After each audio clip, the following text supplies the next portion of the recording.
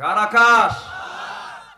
এই বিশাল আকাশের নিচে ছোট্ট একটা ভূখণ্ডের ছোট্ট একটা এরিয়ার একটু ক্ষমতা পাইলে ভাবে আমি কি হনুরে? কিচ্ছু হও নাই তুমি, কিছুই হও নাই তুমি।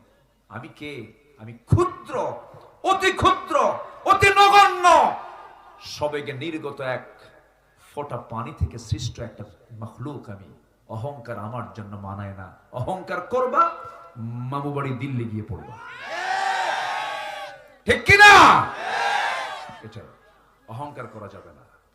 শেষ অপরাধ হলো, সাবেক প্রধানমন্ত্রীর শেষ অপরাধ ছিল হলো অহংকার। এবং পৃথিবীর প্রথম অপরাধ হলো শয়তান কর্তৃক অহংকার।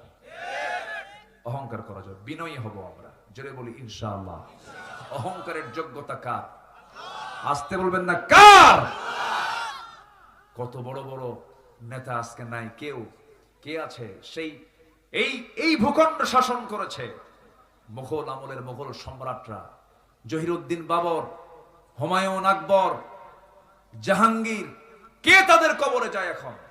শীত হয়ে পড়ে আছে, কেউ তাদেরকে ডাকে না। কিন্তু আমি আপনি যদি আল্লাহর গোলাম হতে পারি, আমার সম্মান সবার উপরে কে দিবেন? আসতে বলবেন না কে দিবেন? কত রাজা, কত মহারাজা সব বিদায় হয়েছে। ফেরাউন চলে গেছে, আছে? কি করে নাই সে? 1600 বছর হায়াত পেয়েছিল। 1600 বছর জ্বর কাকে বলে টের পায় নাই।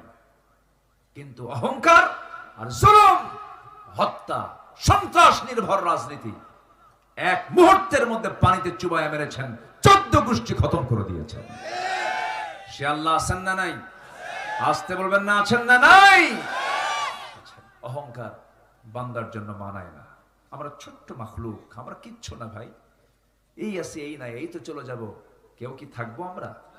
তবে এই গাবতলীর একজন সন্তান ছিলেন যিনি সংবিধানে বিসমিল্লাহ ঢুকিয়ে দিয়েছেন। তাকে সবাই ভালোবাসে। ভালো কাজকে ভালো বলতেই হবে, তাছাড়া সে মহাকৃপণ হয়ে যাবে।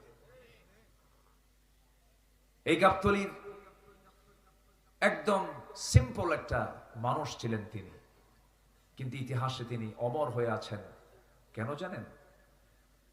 আল্লাহর প্রতি আস্থাকে উনি পরিপূর্ণরূপে বিশ্বাস করে নিয়েছিলেন। সে বিসমিল্লাহকে 16 বছর এরা কবর দিয়েছিল। আজ তখন কেন? আল্লাহ ওদের কবর রচনা করে দিয়েছে। যা, রাগ করতেছেন নাকি আপনারা কথাগুলো? কোথায় থাকেন? একজন কইছে। জি, জোরে বলি ইনশাআল্লাহ।